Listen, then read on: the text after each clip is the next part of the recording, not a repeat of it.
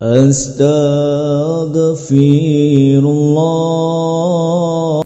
Bismillahirrahmanirrahim. Assalamualaikum warahmatullahi wabarakatuh.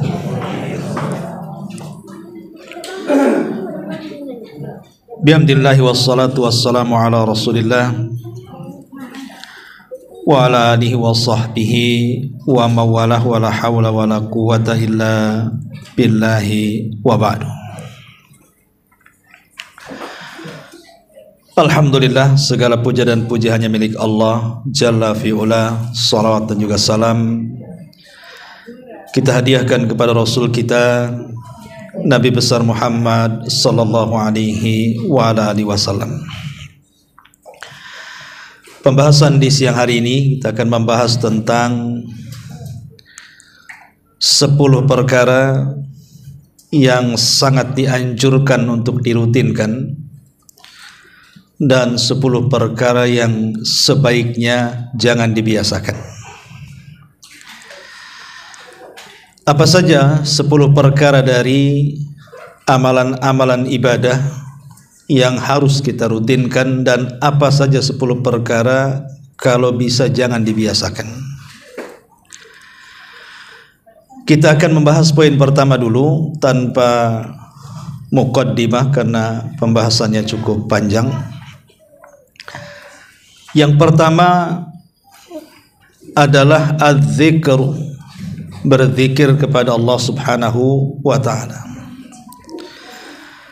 Dan itu disyaratkan dalam surah Al-Ahzab ayat 41-42. Ya ayyuhalladzina amanu dzkurullaha dzikran katsira wasabbihuhu bukratan wa asila. Wahai orang-orang yang beriman, berzikirlah kepada Allah dengan zikir yang banyak dan bertasbihlah untuknya pagi dan petang. Di sini Allah Subhanahu wa taala mengatakan udzkurullaha dzikran katsira, berzikirlah kepada Allah Subhanahu wa taala dengan zikir yang banyak. Artinya amalan zikir itu adalah amalan yang sangat dianjurkan untuk terus-menerus kita lakukan. Makanya Abdullah ibn Bushr radhiyallahu an, dia menceritakan bahwa ada seorang laki-laki datang menemui Rasul dan mengatakan, "Ya Rasulullah, inna syara'i al-Islam qad kathurat alayya, fa akhbirni bi syai'in atashabbathu bihi."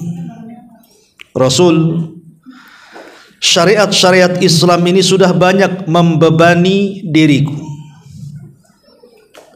maka kabarkan kepadaku sesuatu yang mudah kukerjakan tapi bisa istiqomah dalam perbuatan. Maka Nabi SAW mengatakan, la yazalu lisanuka ratban min dzikrillah. Maka Rasul mengatakan, hendaklah senantiasa lisanmu itu basah dengan zikir kepada Allah Subhanahu wa taala. Dari sini bahwa zikir adalah amalan yang sangat dianjurkan untuk dirutinkan.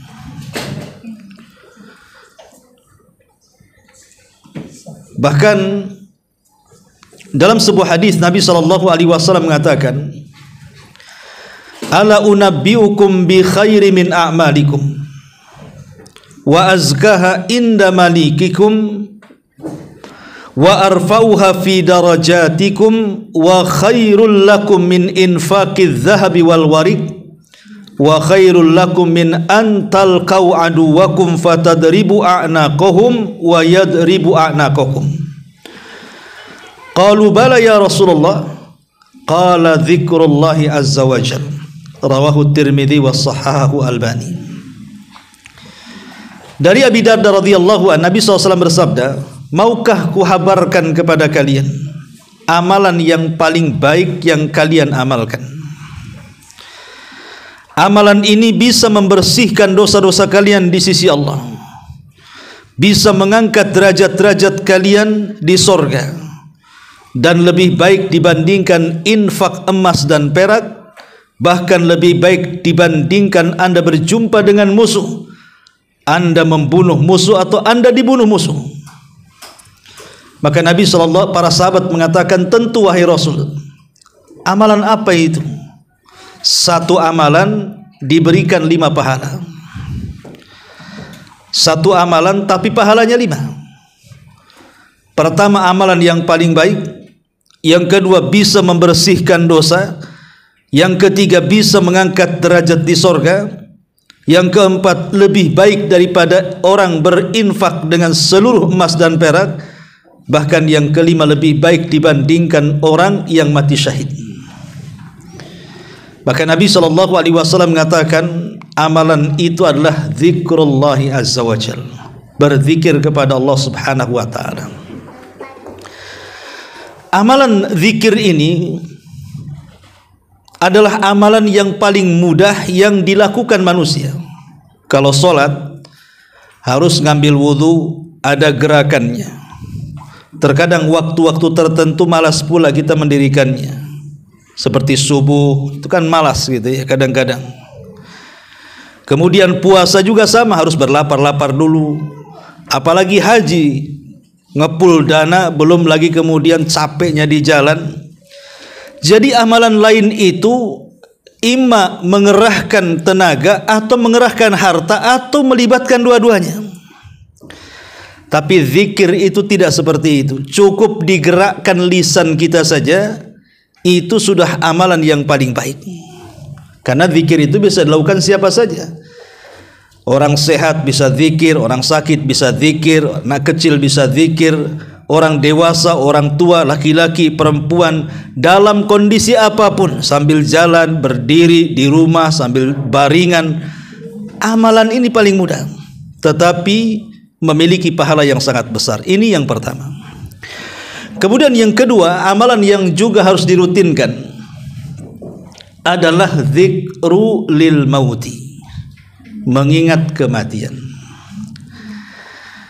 Kata Nabi SAW dalam sebuah hadis, aktsiru dzikra hadimil ladat al mautu. Kata Nabi SAW, perbanyak oleh kalian mengingat kematian. Kata Nabi SAW menyuruh kita untuk banyak mengingat kematian. Kenapa? Karena hadimul ladzat, kematian itu menghancurkan kelezatan orang hidup.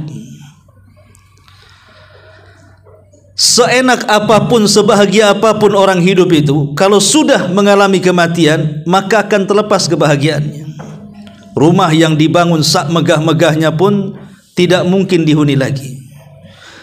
Uang yang dikumpulkan sebanyak-banyak pun tetap menjadi warisan orang-orang setelahnya. Itulah hadimul ladzat. Karena mengingat kematian itu, kalau diingatkan atau yang memikirkannya orang-orang susah, orang-orang fakir, orang-orang miskin, itu akan melapangkan dadanya. Tapi kalau dipikirkan oleh orang-orang yang kaya, yang terfitnah dengan dunia, maka akan menyempitkan dadanya. Jadi kalau orang kaya yang mikir kematian, itu sempit dadanya. Tapi kalau orang miskin yang memikirkannya, lapang tuh dadanya tuh. Kenapa? Karena kalau orang miskin mengingat kematian, dia tidak mungkin akan merenungkan keperitan hidup yang dijalaninya. Karena dia yakin ada kehidupan setelah kematian. Artinya tidak masalah susah di dunia, tapi jangan pula tak bahagia di akhirat. Maka dia ada kesempatan untuk menjadi orang kaya di surga. Makanya lapang dadanya tuh. Tapi kalau orang kaya yang memikirkan kematian, sempit dadanya. Kenapa? Karena kematian memisahkan dia dari kekayaannya. Macam mana pula rumahnya, kendaraannya, ATM-nya, tanahnya, dan seabrek-abrek kekayaannya akan ditinggalkan, sempit dia. Sehingga sempitnya hati itulah menjadikan dia ada rem dalam mengelola kehidupannya. Dia enggak sembarang kemudian membelanjakan hartanya kecuali di jalan Allah Subhanahu wa taala. Intinya bahwa mengingat kematian adalah sebuah ibadah yang seharusnya dirutinkan. Di antaranya dengan cara berziarah kubur. Dan itu yang paling efektif. Ya. Pokoknya yang berkaitan dengan jenazah lah. Tetangga meninggal, tengok gitu ya. Syukur-syukur kita yang memandikan, mengkafankan, menyolatkan, menguburkan, kemudian ziarah ke kuburannya. Maka itu adalah amalan-amalan yang memudahkan kita ingat akhirat. Kata Nabi SAW, kuntu nahaitukum an ziyaratil kubur fazuruha fa innaha tudzakirukumul akhirah. Dulu aku larang kalian ziarah kubur, tapi sekarang silahkan ziarah, karena hal itu bisa mengingatkan kalian dari kematian. Ini yang kedua. Kemudian yang ketiga, salat sunnah. Amalan yang sangat dianjurkan untuk dirutinkan adalah salat sunnah. Karena Allah Subhanahu wa taala berfirman dalam hadis qudsi, di mana Allah Subhanahu wa taala berfirman, "Wa ma yazalu 'abdi yataqarrabu bin nawafil hatta uhibbahu." Maka siapapun dari hamba-hambaku, kata Allah, yang senantiasa merutinkan ibadah-ibadah nafilah, maksudnya salat-salat sunnah, puasa-puasa sunnah, sedekah-sedekah sunnah, pokoknya yang sunnah, terutama salat-salat sunnah lah. Maka semakin kita rutinkan tuh ibadah-ibadah itu, puasa salat-salat sunnah selain daripada yang wajib, kemudian kita tambah dengan yang sunnah, maka kecintaan Allah akan melipat ganda. Allah sudah senang dengan hambanya yang melaksanakan kewajiban, tetapi Allah lebih senang lagi kalau seandainya kewajiban itu ditambah dengan yang sunnah. Kenapa demikian? Karena fungsi menjalankan yang sunnah itu untuk menyempurnakan yang wajib. Berapa banyak ketika kita ini melaksanakan sholat wajib, banyak kekurangan. Mungkin tidak tumakninah, mungkin tidak khusyuk gerakannya, tidak khusyuk pula sujud, ruku, dan begitu seterusnya. Atau ada hal-hal yang lain yang membuat kurang dalam sholat. Maka itu bisa disempurnakan pahalanya dengan banyak mengerjakan nawafil. Maksudnya yang sunnah-sunnah. Jadi ibadah sunnah seperti sholat sunnah ini adalah ibadah yang sangat dianjurkan untuk dirutinkan. Fadilahnya, Allah akan lebih cinta dengan kita. Kalau Allah sudah akan lebih cinta dengan kita dibandingkan orang yang hanya mencukupkan yang wajib, maka sebagai bentuk balasannya, semua para malaikat Allah akan mendoakan kita, akan ikut mencintai kita. Bahkan seluruh makhluk di bumi akan ditanamkan kecintaan kepada kita. Sebagaimana hadis yang sering saya ungkapkan di sini, di mana Rasulullah SAW mengatakan, innallaha idza ahabba abdan nadahu Jibril. Allah itu kalau sudah suka dengan seorang hamba, maka yang pertama dipanggil siapa? Jibril. Kemudian Allah katakan kepada Jibril, ya Jibril, inni uhibbu fulanan, aku suka tuh dengan si fulan. Fa ahibbahu, kau juga harus suka. Fa ahabbahu Jibril, maka Jibril pun ikut suka dengan orang yang Allah sukai. Cukup sampai di sini? Tidak. Maka Jibril akan mengatakan kepada seluruh malaikat Allah yang tidak tahu jumlahnya kecuali Allah, ya malaikat Allah, innallaha ahabba fulanan fa ahibbuhu. Wahai malaikat-malaikat Allah, dimanapun kalian berada, Allah sudah mencintai fulan, maka kalian harus ikut serta mencintai si fulan. Lihat, bayangkan, kalau Allah sudah suka dan cinta dengan kita, maka akan mengajak para malaikatnya juga suka dengan kita. Kalau para malaikat sudah suka dengan kita, Allah tanamkan kepada penduduk bumi agar suka dengan kita. Itulah keistimewaannya orang-orang yang dicintai oleh Allah dengan berlebihan. Ini yang ketiga. Yang keempat, yang harus dirutinkan adalah qiraatul Quran, membaca Al-Quran. Hasan Al-Basri, seorang ulama tabi'in, bahkan pemimpinnya para tabi'in, mengatakan, fadlul Qur'ani ala sairil kalami ka fadlillahi ala ibadihi. Keutamaan Al-Quran dengan seluruh ucapan manusia, ucapan jin, ucapan malaikat, pokoknya seluruh ucapan makhluknya, itu sama dengan keutamaan Allah atas hamba-hambanya. Keutamaan Al-Quran dengan seluruh ucapan, entah ucapan malaikat, entah ucapan jin, entah ucapan manusia, itu sama dengan keutamaan Allah di antara hamba-hambanya.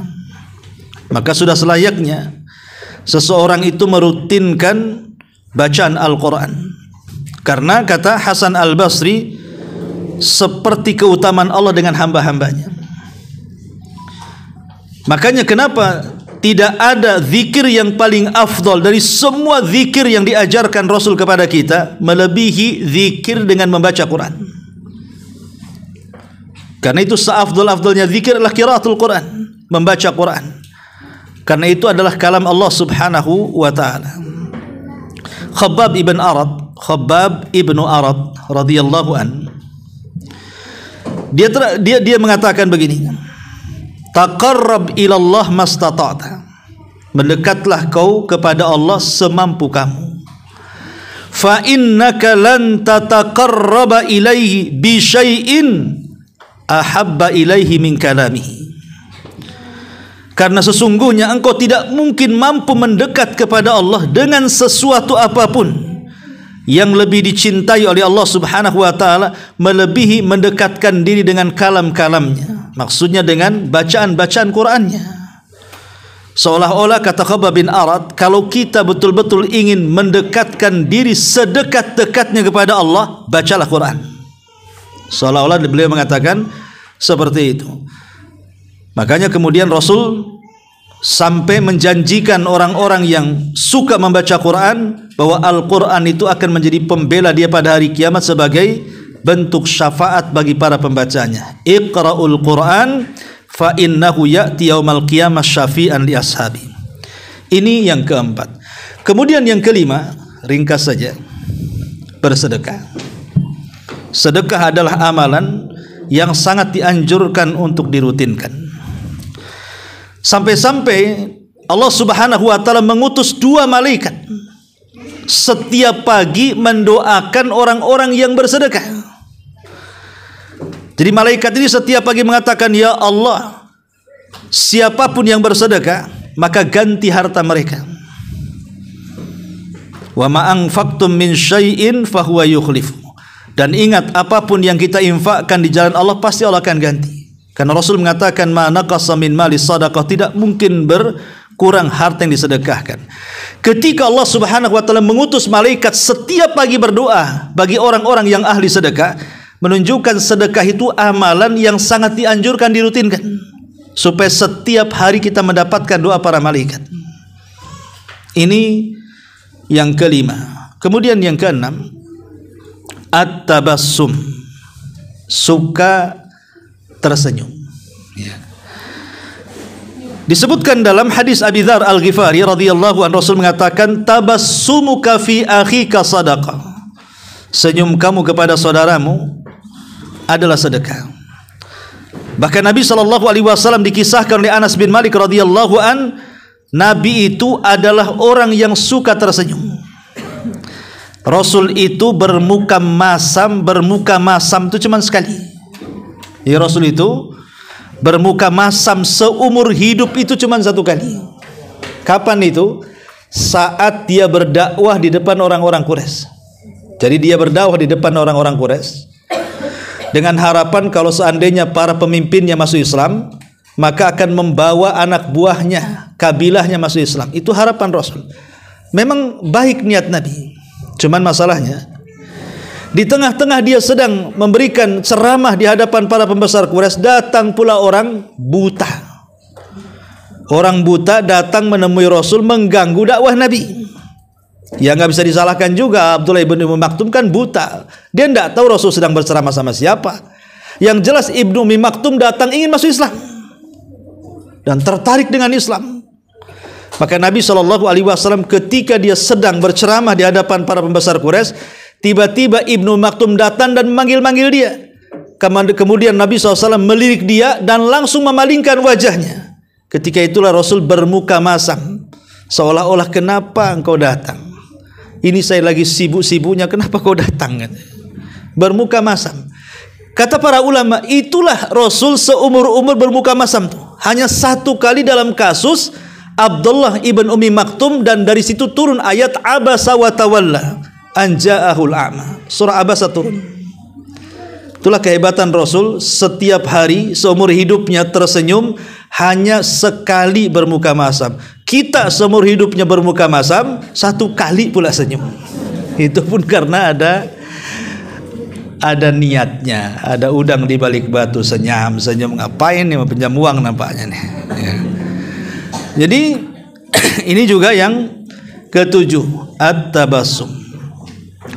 Kemudian juga yang sangat dianjurkan untuk dirutinkan adalah as-saum, berpuasa. Makanya kenapa puasa itu, maksudnya selain puasa wajib ya, sampai aturannya itu macam-macam. Ada yang sifatnya bulanan, ada yang sifatnya pekanan, ada yang sifatnya tahunan. Itu menunjukkan apa? Sangat dianjurkan untuk dirutinkan. Ada yang sifatnya bulanan, ayyamul bid, 3 hari ya. Kalau kita sanggup melebihi 3 hari, ada yang disebut dengan pekanan, 8 hari, Senin Kamis, sebulan 8 kali ya. Oh, sanggup saya lebih daripada 8 kali Ustaz. Ada yang sifatnya 1 hari puasa, 1 hari tidak, harian, sebanyak 15 kali dalam 1 bulan itu. Jadi 3 hari ayyamul bid, 8 hari Senin Kamis, 15 hari puasa Daud. Tapi ada juga yang tahunan. Nah, seperti nanti bulan Dzulhijjah bagi yang tidak wukuf ada namanya puasa Arafah. Nanti di bulan Muharram juga ada namanya Asyura, Tasu'a lagi. Dan begitu seterusnya. Ada puasa mutlak di bulan Sya'ban, ada puasa Syawal 6 hari. Itu menunjukkan kenapa kemudian puasa ini sampai Nabi SAW kemudian membuat kapling-kapling, ada yang harian, ada yang pekanan, ada yang bulanan, ada yang tahunan. Ada isyarat di sini bahwa puasa sunnah itu amalan yang sangat dianjurkan untuk dirutinkan. Ini juga luar biasa. Adapun keistimewaan puasa sering saya jelaskan. Kemudian juga amalan yang selanjutnya yang nomor 8 adalah memperbanyak salawat kepada Nabi. Ini amalan yang sangat dianjurkan untuk dirutinkan. Karena ada sebuah hadis ini dari Ubay bin Ka'ab radhiyallahu anhu. Jadi Ubay bin Ka'ab ini mengatakan, ketika satu hari Nabi SAW apabila telah berlalu 2/3 malam, jadi beliau bangun, kemudian beliau mengatakan, ayyuhan nas, udzukurullaha, ja'atir rajifatu tatbauhar radhifah. Kata Nabi SAW apabila berlalu 1/3 malam akhir, maka Rasul mengatakan, berzikirlah kalian kepada Allah, berzikirlah kalian kepada Allah. Kemudian Rasul mengatakan, pasti datang tiupan pertama yang akan diikuti tiupan kedua. Maksudnya apa? Ja'al mautu, maksudnya kematian, bima fihi, dengan peristiwa-peristiwa yang terkait dengan kematian. Sampai kemudian di akhir-akhir hadis, Ubay bin Ka'ab radhiyallahu anhu mengatakan, ya Rasulullah, inni aktsaru salata alaika, fakam aj'alu laka min salati. Rasul, saya ingin memperbanyak salawat untukmu. Berapa banyak saya harus bersalawat pada setiap doaku? Maka Nabi SAW mengatakan, masyita, terserah engkau lah. Maka Ubay mengatakan, ar-rubu, bagaimana kalau 1/4 doaku aku gunakan untuk salawat? Kata Rasul, masyita, terserah kamu kalau kau sanggup. Kemudian Ubay bin Ka'ab mengatakan, Ubay mengatakan, bagaimana kalau ku tambah? Maksudnya an-nisfu, separuh doaku salawat, separuhnya permintaan. Kata Rasul, masyita, terserah kamu. Fa in zidta fa huwa khairun, kalau kau mau nambah itu lebih baik. Maka kata Ubay, bagaimana kalau ats-tsulutsaini, 2/3 doaku aku gunakan untuk salawat, 1/3 untuk berdoa? Maka Rasul mengatakan, ma syi'ta fa in zidta fa huwa khairun laka, terserah kamu, kalau engkau menambah dari itu lebih baik.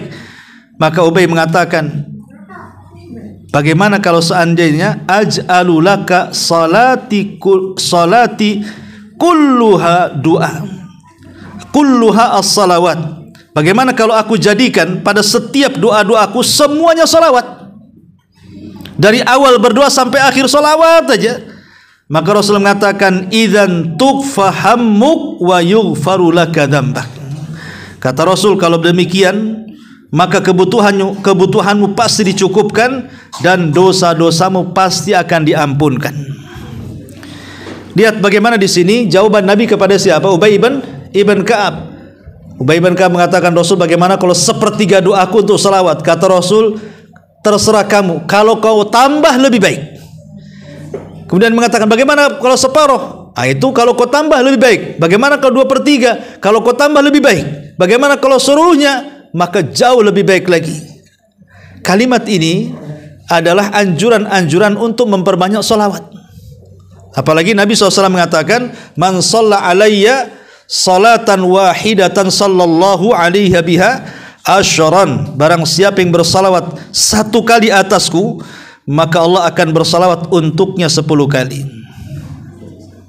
Dan makna salawat sudah saya jelaskan. Artinya kita mengatakan, ketika kita katakan Allahumma salli ala Muhammad, artinya ya Allah, pujilah nabiku Muhammad di atas makhlukmu yang ada di langit sana. Pujilah nabiku Muhammad di depan Jibril, di depan Mikail, di depan Israfil, di semua malaikat yang di langit. Maka kalau kita 1 kali saja meminta permintaan seperti itu, ya Allah, pujilah nabiku di hadapan makhlukmu yang ada di langit, maka sebagai imbalannya Allah akan memuji kita 10 kali di hadapan makhluknya yang ada di langit. Nama kita disebut depan Jibril, Mikail, Israfil, malaikat pembawa aras, dan semua malaikat yang menempati langit-langit mulai dari langit pertama sampai langit ke-7. Semua mendengar nama kita. Jadi seolah-olah kita menjadi selebritis langit, ya, kalau orang yang banyak bersalawat itu. Nah, ini juga diantara kemudian yang terakhir, menuntut ilmu. Nomor 9 ya, menuntut ilmu. Thalabul ilmi harus dirutinkan. Ingat, thalabul ilmi harus dirutinkan. Karena Imam Ahmad mengatakan hajatnya kita kepada ilmu itu seperti ka'adadil anfas, seperti jumlah nafas yang kita keluarkan dari badan kita. Jadi hajatnya kita kepada ilmu itu melebihi jumlahnya nafas yang kita keluarkan. Kalau kita makan sehari 3 kali selesai. Kalau 5 kali udah kekenyangan tuh, ya. Tapi ilmu pengetahuan agama itu dihajatkan setiap detik, menit, waktu, jam, hari, bulan, tahun, dan begitu seterusnya. Karena sehari-hari kita itu butuh ilmu. Masuk kamar mandi saja ada ilmunya, keluar kamar mandi ada ilmunya. Orang mau tidur ada ilmunya, orang mimpi buruk ada ilmunya, bangun dari tidur ada ilmunya, mau makan ada ilmunya, selesai makan ada ilmunya, keluar rumah ada ilmunya, masuk pasar ada ilmunya. Jadi kalau kita tidak merutinkan untuk talabul ilmi, maka kita tidak mungkin membedakan mana yang hak, mana yang batil, mana yang baik, mana yang tidak. Karena ilmu itu pemisah antara hak dan yang batil, antara yang ikhlas dengan yang tidak, antara yang ria dengan yang ikhlas, dan begitu seterusnya. Dan yang terakhir tentu adalah doa. Yang harus dirutinkan adalah berdoa kepada Allah Subhanahu wa ta'ala. Inilah 10 perkara yang disebutkan, yang disunnahkan atau dianjurkan sekali untuk dirutinkan. Sekarang kebalikannya, 10 perkara jangan dibiasakan, jangan dirutinkan, bila perlu berusaha untuk ditinggalkan. Yang pertama, la tuksir adh-dhahika, jangan memperbanyak tertawa. Al-Imam Al-Ghazali rahimahullahu ta'ala sampai mengatakan dalam kitabnya Ihya Ulumuddin, kasratul dhahik tumitul qalba, banyak tertawa itu bisa mematikan hati. Banyak tertawa itu bisa membuat hati kita mati. Yang kemudian pengaruhnya al-dhahik yadullu alal ghaflati anil akhirah. Kata beliau, karena banyaknya tertawa itu menunjukkan lalainya kita dari akhirat. Berarti dia tidak pernah ingat akhirat tuh. Sebab kalau seandainya orang ingat akhirat, ingat ada alam barzah, ingat ada alam mahsyar, ingat ada neraka dan sorga, tentu dia tidak akan banyak tertawa. Boleh jadi dia akan banyak menangis. Sebagaimana Nabi SAW mengatakan, "Lau ta'lamuna ma a'lamu la dhahiktum qalilan wa la bakaitum katsira." Kalau kalian tahu apa yang ku tahu, pasti kalian akan banyak menangis dan sedikit tertawa. Karena saking ngerinya ketika Rasul diperlihatkan azab kubur dalam peristiwa Isra Mi'raj itu. Karena banyaknya tertawa itu bisa mematikan hati. Orang dulu kalau tertawa sendiri itu biasanya disebut orang gila. Kalau ada di pinggir jalan gitu kan, ketawa gila tuh biasanya, nggak pakai baju biasanya. Kalau sekarang hampir semua orang tertawa sendiri kan Bu ya. Hampir semua orang tertawa sendiri, nengok TikTok, nengok shot, nengok apa kan di situ kan. Naudzubillah coba. Dan dia bisa ketawa kakak dari pagi sampai malam tuh, nggak berhenti. Ya. Coba sekarang ini justru orang gila yang tidak tertawa, orang waras menggantikannya. Jadi tidak bisa dibedakan mana gila mana waras kalau sekarang ini. Nah ini kan bahaya ya. Nah itulah makanya banyak tertawa itu jangan dirutin. Ya tertawa itu bagus, untuk kesehatan pun bagus ketawa itu. Tetapi jangan sepanjang waktu tertawa. Ini yang pertama. Kemudian yang kedua, la tukthir al-halifa fil bai'. Jangan suka memperbanyak sumpah dalam jual beli. Rasul mengatakan khairul makan masajiduha wa aswaul makan aswakuha. Kata Rasul sebaik-baik tempat tuh masjid-masjidnya dan seburuk-buruk tempat tuh pasar-pasarnya. Jadi pasar itu tempat yang paling buruk. Tapi syaitan pintar sekarang kan, membisikkan kepada syaitan al-ins dengan alasan macam-macam. Sekarang disulap gitu ya. Pasar yang tadinya dulu kumuh, malas ke pasar, sekarang orang pengen ke pasar semua karena sudah berubah jadi mall, jadi macam-macam. Bahkan orang masuk mall itu tidak belanja, ngadem. Bahkan kalau sudah masuk kamar WC-nya kan lebih baik daripada WC di rumah, nggak keluar-keluar tuh. Nauzubillah ya.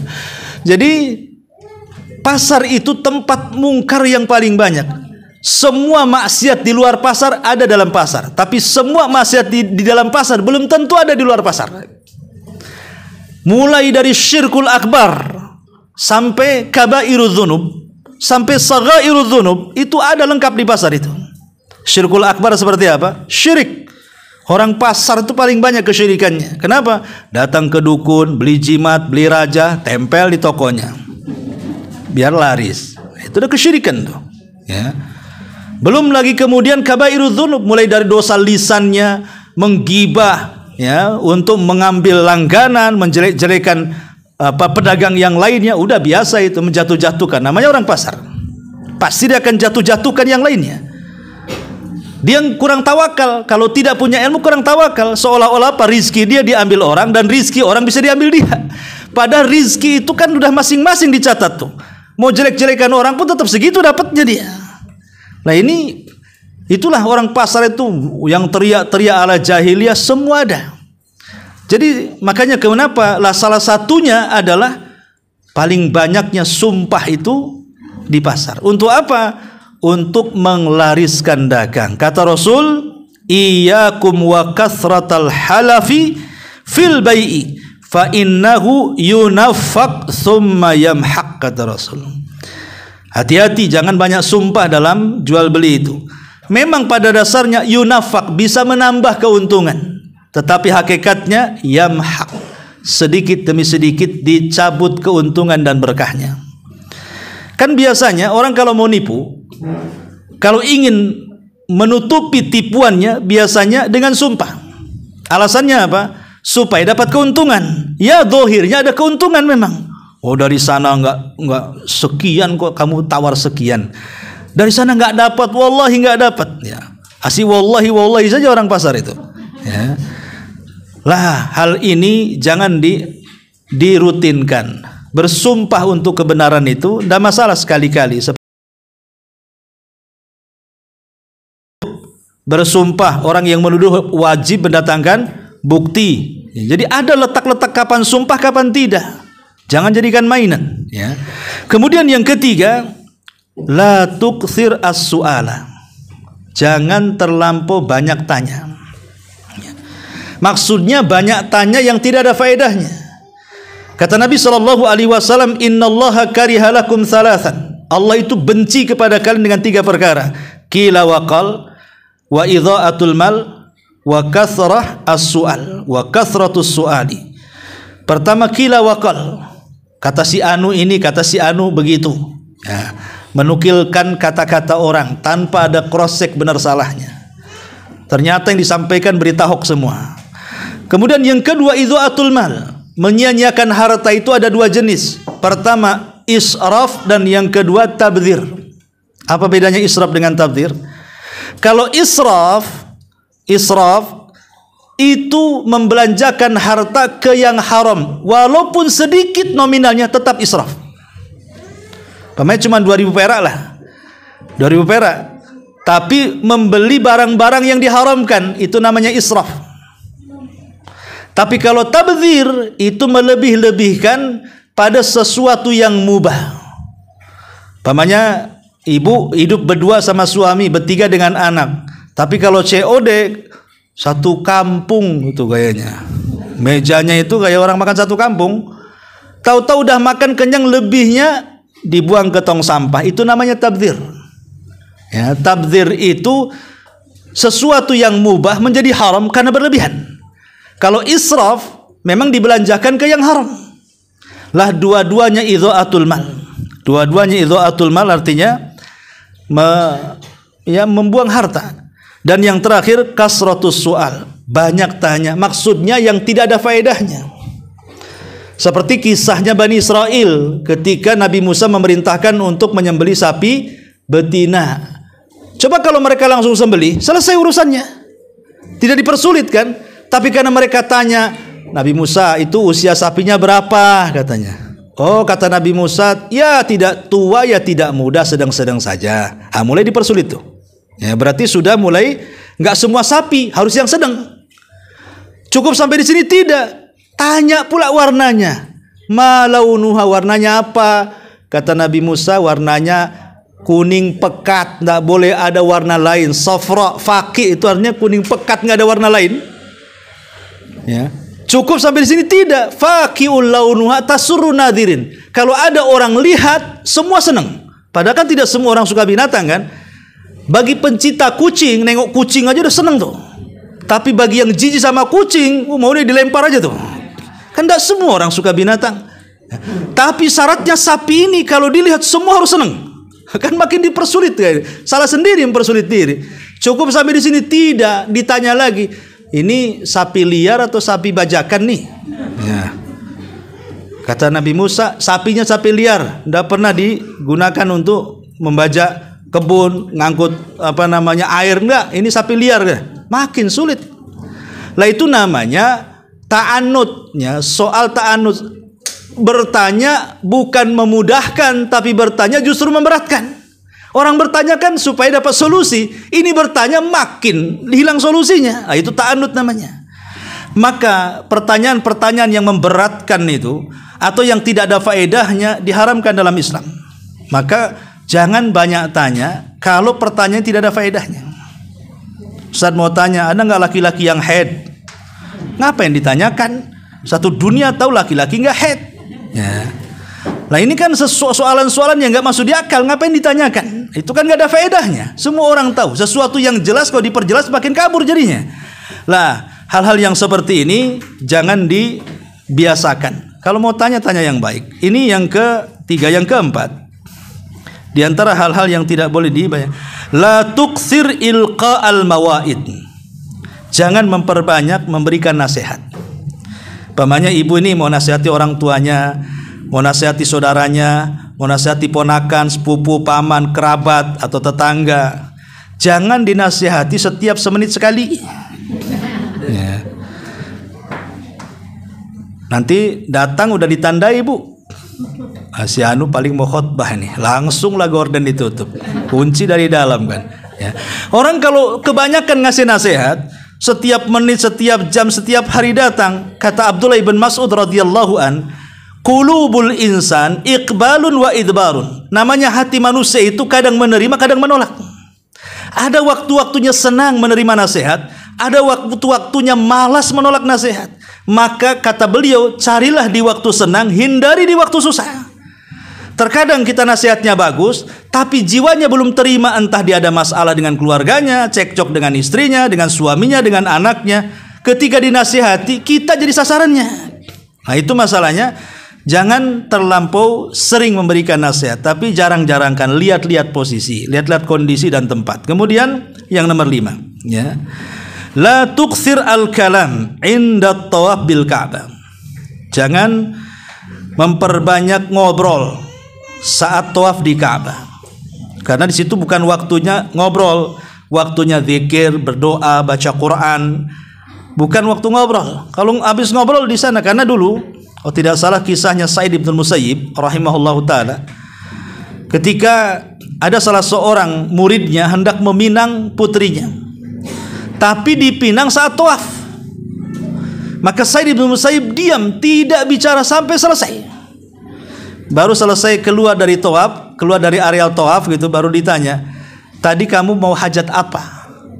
Jadi dia pura-pura tidak tahu, karena tahu bahwa di situ itu tempat zikir, doa dan baca Quran, bukan tempat yang ngobrol dan begitu seterusnya.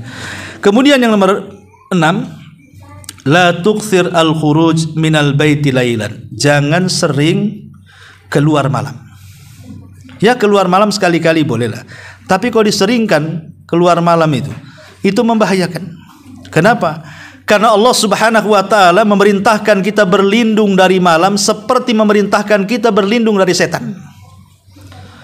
Jadi Allah memerintahkan kita berlindung dari keburukan malam hari persis seperti Allah perintahkan kita berlindung dari setan. Qul a'udzu birabbil falaq min syarri ma khalaq wa min syarri ghasiqin idza waqab. Ghasiq itu artinya malam, waqab ketika menutup. Kenapa demikian?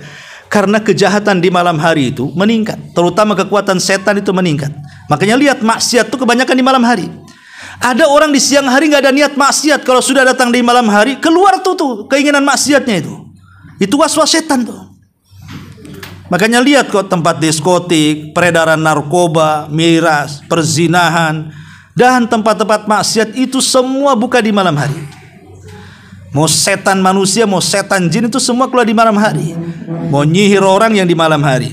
Ya, makanya Nabi Musa pintar cerdik ketika beradu dengan tukang sihir Fir'aun. Nabi Musa tidak mau di malam hari, maunya di waktu duha.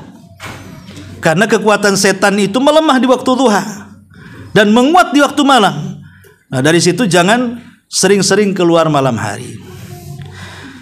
Belum lagi kemudian hewan-hewan buas, hewan yang berbisa, kan banyak orang-orang yang mancing malam-malam ke patok ular mati itu. Bukan dapat ikan, nyerahkan nyawa kan itu. Kemudian yang nomor 8. Nomor 7, mau selesai aja. La tukthir al-hadits bi kulli ma sami. Jangan suka memperbanyak cerita dari habar-habar yang asal dengar. Kata Nabi SAW, kafa bil mar'i ithman an yuhadditha bi kulli ma sami. Rawahu Muslim. Cukuplah orang itu dikatakan pendusta kalau dia ngomong setiap yang didengar. Setiap yang didengar maka dia omongkan. Hari-hari ini kan kita tahu ini zamannya isu ya. Zamannya orang mudah menyebarkan hoax lah. Dan setiap orang pasti pegang handphone, setiap orang pasti nengok YouTube. Terkadang kita ini melihat berita di YouTube langsung dipercaya. Ya, terutama berita-berita luar negeri lah umpamanya. Berita-berita yang kita tidak bisa melihatnya. Ya memang itu globalisasi yang jauh jadi dekat. Tapi kan kenyataan terkadang menyampaikan berita belum tentu dia muslim. Terkadang dia kafir, terkadang dia fasik. Sementara Quran sendiri mengatakan idza ja'akum fasikum binaba'in fatabayyanu. Apabila orang fasik menghabarkan sebuah berita, disuruh cross check dulu. Tidak mentelan begitu. Nah, ini juga penting supaya jangan terjadi fitnah.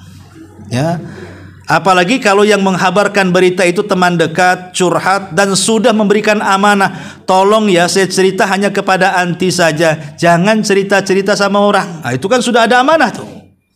Diceritakan, bahasanya sama. Ya, tolong ya, katanya yang ngasih cerita jangan ceritakan sama orang katanya. Itu. Akhirnya satu kampung tahu semua kan. Nah ini kan masalah ini kebiasaan emak-emak biasanya. Kalau bapak-bapak jarang kayak gini, kecuali urusan uang saja, bisnis baru cepat ya kan. Ini juga yang ketujuh. Yang kedelapan, la tukthir min ziyaratis sadiqi. Jangan sering-sering berkunjung ke rumah kawan. Mungkin pertama berkunjung bolehlah, mungkin nasi padang keluar, ya kan. Kunjung kedua toples keluar, ya. Kunjung ketiga masih ada teh obeng. Kunjung keempat obengnya aja tehnya nggak ada tuh. Suruh pergi. Gimana orang bosan nasi muka dia aja, ini orang-orang muka tembok nih kayaknya, nggak malu sih datang aja. Jadi kata Nabi SAW, zur ghibban tazdad hubban. Berziarahlah jarang-jarang, karena itu bisa menumbuhkan kecintaan. Orang yang jarang ketemu, sekali ketemu itu wah sudah kayak gimana gitu ya, kayak terbang gitu, ngeplay. Tapi orang sering ketemu malas, nengok pun malas. Apalagi tahu ini wataknya suka pinjam uang, makin malas kan itu. Jadi ini juga salah satu kunci memupuk kecintaan adalah dengan menjarangkan ziarah, baik ke keluarga, ke sanak famili, ke kerabat, dijarangkan supaya tumbuh rasa cinta. Kemudian juga yang nomor 9, ya. La tukthir al-istihlak fauqal haddil mu'tad. Jangan memperbanyak hal-hal yang bisa mencelakakan diri sendiri di atas hajat yang dibutuhkan. Contohnya masalah makanan. Masalah makanan. Semua manusia itu butuh makan, butuh minum. Tapi kalau sudah fauqal mu'tad, di atas hajatnya, di atas kebutuhannya, pasti akan mencelakakan badan kita tuh. Makanya kenapa dalam Islam juga memakan, minum itu juga ada aturannya. Kata Nabi SAW, ma mala abnu adam wi'a asyarra min batni. Tidak ada wadah yang paling buruk yang ada di badan anak Adam itu melebihi perutnya. Kemudian Rasul mengatakan, wa in kana walabud, kalau memang harus kita ini makan banyak, mungkin makanan yang kita akan makan ini memang favoritnya, kesukaan dia, hobi dia, ya. Kalau memang harus gitu makan banyak kan itu hobinya, maka sisakan sepertiga perutnya untuk makan, kata Rasul, sisakan sepertiga perutnya untuk minum, dan sisakan sepertiga perutnya untuk bernafas. Kalau harus makan banyak, ya. Ini enggak, sisa nafasnya enggak ada, ya kan? Semuanya masuk, 2/3 minum, 2/3 makan, sepertiganya minum. Karena sekali makan 3 bakul, gimana orang mau bernafas kan? Ini bukan sehat, malah jadi penyakit, ya. Makanya kenapa Allah sampai mengatakan kulu washrabu wala tusrifu, makan minum tapi jangan israf, berlebihan. Nah, jadi maksudnya jangan memperbanyak makan atau memperbanyak minum, tapi masukkan sesuai dengan hajat kebutuhan badan. Hajat kebutuhan badan. Makanya kenapa dalam makan minum juga ada aturan, seperti tidak boleh makan minum sambil berdiri, kecuali dalam kondisi darurat. Tidak bisa duduk, terpaksalah minum sambil berdiri atau makan sambil berdiri. Tapi dalam kondisi tidak darurat, maka makan minum dengan duduk itu lebih baik dan pasti ada kesehatannya, ya. Dan ini yang nomor 9. Kemudian yang terakhir yang terakhir adalah la tukthir an-nauma wal kalam. Jangan memperbanyak bicara dan tidur. Banyak bicara tentu banyak keplesetnya. Kalau banyak plesetnya banyak dosanya. Kalau banyak dosanya pasti neraka tempatnya. Banyak tidur juga sama, melufutkan semua amal soleh. Bayangkan kalau kita tidur habis subuh, bangun asar, ya kan? Yang harusnya itu mungkin ketika kita terjaga, kita bisa zikir, kita bisa baca Quran, kita bisa mengajak orang dari yang mungkar kepada yang ma'ruf. Banyak yang harus kita kerjakan saat terjaga. Tapi kalau orang tidur, apa yang dikerjakan? Ya tidur aja lah, nggak sadar dia. Jadi akan meluputkan banyak waktu. Banyak waktu akan luput. Makanya ya tidur itu ya seperti tidur Nabi lah. Kalau memang ingin tidur Nabi, kalau malam kan Nabi tidur separuh malam. Kalaupun mau ditambah, tambah lagi 1/3 menjadi 2/3. Kalau malam hari Rasul itu tidur separuh malam, bangun, atau 2/3 malam, tidur 1/3 malam, bangun. au zid alaih warattilil qur'ana tartil, au zid ditambah lagi dari separuh itu menjadi 2/3 gitu ya. Itu kalau tidurnya Nabi ya. Dan ingat bahwa banyak tidur itu bisa mematikan hati, kemudian menghilangkan sesuatu yang berharga dalam hidupnya, dan lebih daripada itu dikhawatirkan dia tidak bangun lagi. Berapa banyak orang yang tidur tidak sempat bertobat kemudian mati sebelum bertobat kepada Allah Azza wa Jalla. Dan bisa ditambah juga la tuksir al-ghadaba, jangan diperturutkan mudah emosi, mudah marah ya. Karena ada orang yang perkara kecil saja jadi emosi, jadi marah. Sederhanakan masalah ya, karena orang marah itu kaca saja nggak nerima wajah kita tuh, nengok saja udah kayak setan kan gitu ya. Orang marah itu wajahnya yang cantik jadi jelek, lisannya yang lembut jadi jahat gitu ya. Akan banyak madarat. Makanya Rasul ketika ada seorang sahabat meminta wasiat, Rasul berulang-ulang mengatakan la taghdab, la taghdab, faraddada miraran la taghdab. Wallahu alam. Ini diantara 10 perkara yang hendaklah dirutinkan dan 10 perkara hendaklah jangan dibiasakan. Baik, sebelum saya tutup, kalau ada yang bertanya silakan.